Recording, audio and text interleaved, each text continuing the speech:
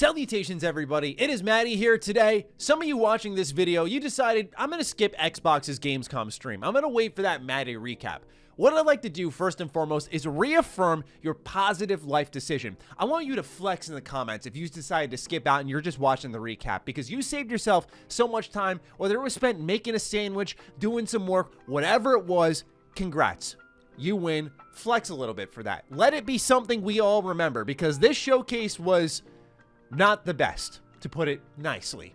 And we're going to go through all of the announcements. There was information, and even with very tempered expectations, I still felt that Xbox Gamescom 2021 under-delivered, and it left us with some question marks, some of which may even be answered as soon as tomorrow. We'll talk about all of that, but if you're new here and you're into Xbox news, of course, you're in the right place. We'll be doing these recaps for you whenever there's a showcase, so at least stick around for that. But before we get into all those juicy announcements we had, a word from our sponsor. Yo, Matt, it's video day, baby. Get up, let's work. No. Okay, well, it's writing day too. You want to type a little script maybe? No. Huh. How about we go shopping and we can get some stuff for an unboxing video? Nope. Okay, that's it. I'm putting you on Skillshare. Skillshare is an online learning community with thousands of inspiring classes for creative and curious people like you, me, and many others. Explore new skills, develop existing interests, and get lost in creativity. This time around, I want to suggest to you all a different avenue. Finding fulfillment using pivots to power your creative career by Emma Gannon, who's an author, broadcaster, and podcast host. The unwritten, hardly talked about battle when it comes to content creation is putting your 2 feet on the ground and getting to work every day. No one's clocking in, no one's clocking you out. You got to do it all yourself. And so this lesson is a lot about self-empowerment, moving career lanes. Your perseverance is a big make or break in this industry. So I found this one in particular really helpful. For those who are interested, the first 1,000 of my subscribers to click the link in the description will get 1 month free trial of Skillshare, so you can start exploring your creativity today. Okay, for starters, we got a Microsoft Flight Simulator update. World Update 6 is heading to the game. It's around Cologne, Germany, the home of Gamescom, and interestingly, they're also adding racing to the game. This is coming in November. The World Update 6 is coming September 7th. They spent a lot of time on this one just chatting, really showing nothing of the game. And it was at that moment that the precedent was set, where a lot of the chat and myself leaned back in our seats and went, okay, here we go. They're either not front loading it and being conscious of like, hey, let's get this one out of the way. It's a good game, but maybe we should just, sidestep it a little bit and then we'll save the good stuff for later. So I kept it optimistic, and it seems like maybe our patience was rewarded, because after 10 minutes of talking on this game, they moved on to Humble Bundle, who is bringing their indie games to Xbox Game Pass day one. There were a slew of different games that they showed off. To me, the standouts were Bushiden and Midnight Fight Express, especially Midnight Fight Express. With all of the hype around Sifu, I think this game deserves as much anticipation. It looks excellent. It's that crunchy combat. Animations look clean. There's interactions in the environment that I didn't expect in the trailer. This game really caught my eye. It was 100% a game of the show. It only got a brief look, but there is more content online for you to take a look at. But outside of that, these two were awesome. Bushiden, of course, speaking to the weeb deep within me. I love seeing all of that. But more than anything is I like seeing Xbox continuing to support the indie community, because it's what's kept them afloat this year. Big time. There have been a lot of good indie drops, whether it be Death's Door, The Ascent, 12 Minutes. I know some of those were hit and miss for people. Like The Ascent didn't land for me, but it landed for others. But they are continuing to drive into that market more and more, and I think it's very smart in the long run that they do so. With that, they also continued on with revealing a game called Into the Pit, which was this first-person Magic Doom-like game.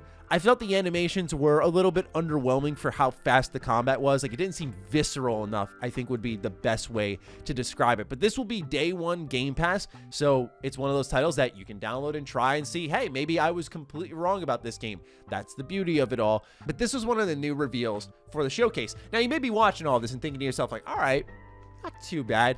Here's where you don't just see the brakes get hit, but we are sitting in standstill traffic, as Age of Empires is a series that's built itself off of history, right?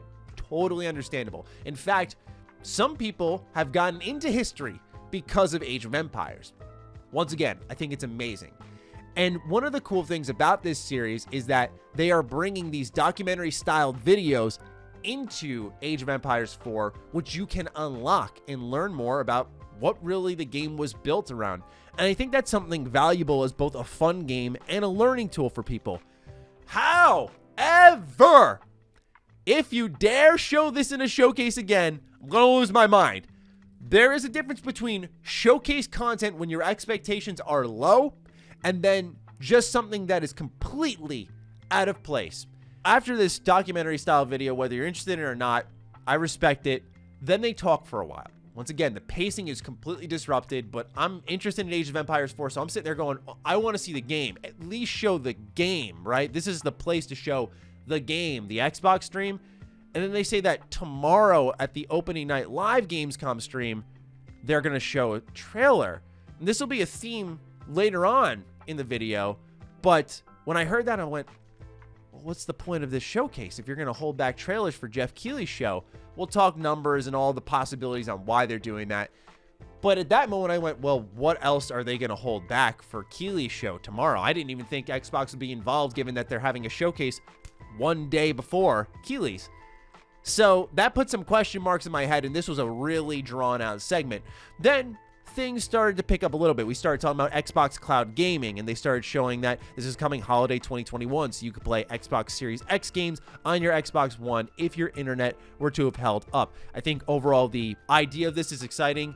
I found one thing that was hilarious about the trailer, which was like they would just put their first name like Zach, Xbox Gamer, and I was like, that was something that got a good laugh out of me during the stream. But beyond that, some more surprises came our way. I didn't expect this one, and of course I'm a little biased here, but you all know I love Wasteland 3, one of the best RPGs of the last generation, phenomenal spiderwebbing choice and consequence, and it just got its Battle for Steeltown DLC back in June. Now we're getting another piece of brand new content, this one a little bit smaller. It's called The Cult of the Holy Detonation. It's coming out October 5th for $7, so clearly much smaller than the first piece of DLC. And also, on that same day, they were releasing the Wasteland Colorado collection. This will go for $60. It'll have the base game and all the DLC with it. If you have not hopped in, just do it. Okay, just get in there. Do know, however, if you're waiting for the DLC for Game Pass, this is something that will not be there. It'll be discounted. You will just get the base game on Game Pass. So if you want the full collection and everything, which would be worthwhile, it will be $60 October 5th. But this is like the children of Adam in Wasteland, essentially, and they built this whole cult around a pre-war experiment. So I was watching it going, so you're telling me this fall we're bringing back State of Decay, which we'll talk about in a little bit, we're bringing back Wasteland, and we're bringing back Skyrim. Okay, all of my Kryptonite time wasters have arrived in the same fall. Excellent. I'm sure I'll get a lot done now. Another cool surprise was Borderlands and Sea of Thieves teaming up for a Gamescom timed event that is available now until September 7th. It's just a new ship skin, but I don't know, I can't imagine anyone predicted this one. What a weird, wacky crossover, and it does open up the avenue of other stuff that they could cross over with. We just saw them do Disney with Pirates of the Caribbean, which makes sense, but then something like Borderlands, it shows that Sea of Thieves is growing and other brands are taking interest in it and want their game a part of Sea of Thieves, like we've seen with titles such as Fortnite, where there's some relevance there and some growth in the brand. So I'm excited to see how Sea of Thieves teams up with other IP across the games industry and not games industry. I think there's a lot of room there for them to do something special. So I thought this was a tease of what's to come, but that's available right now if you want to go ahead and check that out if you're a Sea of Thieves player. Beyond that, they got back into the games with State of Decay 2 Homecoming. So this is arriving September 1st. It brings you back to Trumbull Valley, which was the first map in State of Decay 1. Shout out to the OG State of Decay fans who played that during the Xbox Summer Arcade. Oh man, what a treat, what a surprise that was. I actually have an original review for that game here on this channel from way back then. I loved the first State of Decay.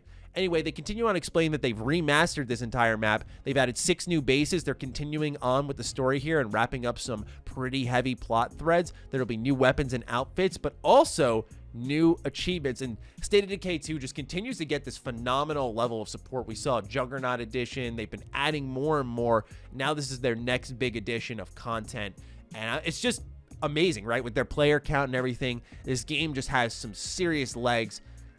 But I gotta say, looking at the visuals again, I was like, all right, it's starting to show its age a little bit. I cannot wait to see what this team is doing for State of Decay 3. After they also announced State of Decay 3, I kind of thought that was it for a little bit with State of Decay 2. So shout out to Undead Labs for supporting State of Decay 2 and giving it more content in the form of a remaster, admittedly. But hey, I'm for a nostalgia trip after all the new stuff they've brought in.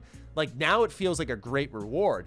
So doing all of that while we're waiting for State of Decay 3, I think excellent timing on that. Really well done. So once again, that comes out on September 1st. Afterwards, they showed off a 2022 game. So remember how we were told, don't expect anything out of 2021. This was one of those weird moments where they said, oh, it's coming 2022. We don't know yet. I was reading, we don't know yet if it's an exclusive, but it's this game called Stray Blade, which looks to be kind of inspired by, I thought of Darksiders 3 and Dark Souls. It was a really interesting looking title where the way you played the game and who you killed and where you died would change how the world would appear. So certain pockets of enemies would be in certain areas, and then there would be camps that would be gone where it would be safe originally to have been. So I like where they were going with that. I think that's a good evolution of what we've seen that's pretty familiar in that genre. Anyway, continuing on, this one got the chat pretty hype. I remember when I saw it, my whole chat just, it filled up immediately. Crusader Kings 3. This game's been around for a little bit of time. It's apparently an excellent strategy role-playing game, and now it's coming to next-gen consoles through the Series X and Series S. Once again, a lot of people were really excited about this one, so much so that I need to try this one out. I've heard it's a major time sink, that it's a really deep game. There were so many cool outcomes that could happen with this game on how you would marry people and work relations and the politicizing of the title. I mean, that between what I was seeing, of course, the choice and consequence that seemed to be there, and then the chat. The chat really got me over the edge on it. And so I do want to play this one. Of course, there's stuff on my list like Pillars of Eternity that I've been putting off for so long. I need to play that. So I got to make business decisions soon, right? I got to know what I'm playing for review, what I'm playing for myself, what I'm playing for future content. All this needs to be considered. So right now, Crusader Kings 3, it's on the table. We're going to see where we end up with it. Continuing on, we also had The Gunk, the unfortunate name, The Gunk. So this got a very quick trailer. It's coming in December, although they never showed that during the showcase, which I found was kind of strange. But it'll be 30 FPS on Xbox One and 4K 60 on the Xbox Series consoles. I'm trying to keep an open mind with this one, even though I always roast it for its name. It looks kind of like Blink's the Time Sweeper energy, which I'm about. I loved Blink's growing up. So for me, just seeing that, I was thinking to myself, all right, I could be down with vacuuming some stuff up. Let's do it. So now we're nearing the end here, and you're thinking there's going to be a climax of sorts, and of course everyone's looking at Halo, and so they move into Forza Horizon 5, where it got its cover reveal, it got a ton of new gameplay, and hey, strap into your seats, defining Duke and Ham Radio listeners, because get ready for this. I like what I saw. Now, I've never been a Forza hater, but I've been branded one because during Xbox's E3 showcase, I thought they went on a little bit too long, and I've said that before, but I gotta say, watching it there, all the different biomes they were going through, the different cars, I was just sitting there thinking, this looks fun.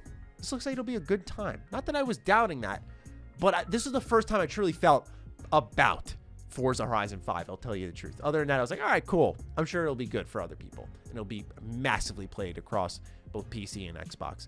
But now, I think your boy's on board, literally. Then get this, the show ends. No Halo, no Scorn, no Tunic, no Crossfire X, even though Remedy just said that Crossfire X campaign was done and it seemed to be arriving 2021. Now, before I get into a rant, our good friend Jez Corden said that Xbox fans will want to watch tomorrow's showcase with Jeff Keighley. So there is this but in the middle of all this. But, Maddie, we may see it tomorrow. So this problem could end as soon as tomorrow. But I do think there's a bit of a problem here that is worth discussing anyway. So, Halo being the biggest omission. After we saw the content being removed, being co-op and Forge, people were thinking, all right, with Gamescom coming up soon, Call of Duty finally revealing its release date and its game, Vanguard, folks are saying, it's clear now that Call of Duty has shown its hand, Halo will show its. So everyone was looking at Xbox's Gamescom stream for that, and they didn't show it. Of course, if it's at Keighley's stream tomorrow, problem solved. But right now, some folks are concerned. Now, I don't want to dive into that too much because there's a lot of what ifs. But what I will say that we can speak authoritatively on is, why wasn't this at the Xbox show? Why wasn't Age of Empires at the Xbox show? Now, the response I've been getting is, of course, numbers. Maddie, the Keighley show gets the numbers, right? This guy's got a huge platform. It's why everyone wants to bring their games to his showcases. They get excited for them because he loves the big reveals. And that's 100% correct. I'm not even trying to argue that point, but more so that Halo was trending. It was one of the most viewed videos on YouTube the week it dropped. It was huge. People were extremely excited after seeing the multiplayer reveal. The fact that people are arguing Xbox couldn't have shown Halo on its own stage and garnered attention, I don't really understand. There is the other counterpoint that they are showing also PlayStation and Nintendo fans Halo, which I think is the most strong argument of them all. But between that and Age of Empires, and of course the what I would say is underwhelming showcase, even with expectations in check, then we start asking, why did Xbox do a showcase in the first place? You know, there were things that I thought were pretty cool. I love State of Decay. I love Wasteland, Crusader Kings. I thought the gunk looked interesting to some extent. I mean, there was stuff there, right? There were a lot of question marks.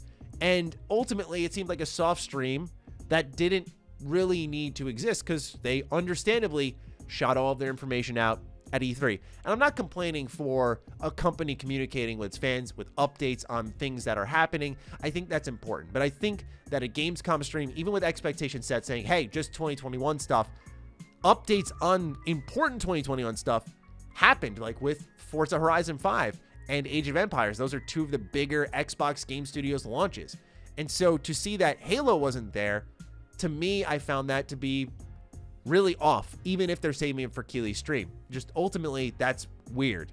It seems to really state to the consumer that the show was a waste of your time and that something like this, a recap, was the best way to consume it, or reading the Xbox Wire and going, okay, scroll through it all. All right, cool. Now I know what's going on. It seemed like the best way they could have announced it anyway. I think Xbox does have a bit of a format issue between ID and Xbox, which I've already talked enough about how I have an issue with the way they present games and interviews. And now they've kind of repeated this gameplay showcase extended format, which worked fine for post E3, where we were just getting updates on things we had already heard about. But now with some space in between and some of the announcements being soft and even fair expectations not being met, I think they need to go back to the drawing board on how they're going to start presenting stuff to fans. But those are just my thoughts. I'd love to hear yours. What are you thinking about Xbox Gamescom 2021? And do you think we see Halo tomorrow? Let me know in the comments down below. Other than that, follow me on Twitter, follow me on Instagram. Those links are in the description down below. And a big thank you to all the patrons, all the members who continue to support the content here. Stay sexy, stay active. I love you all. Peace.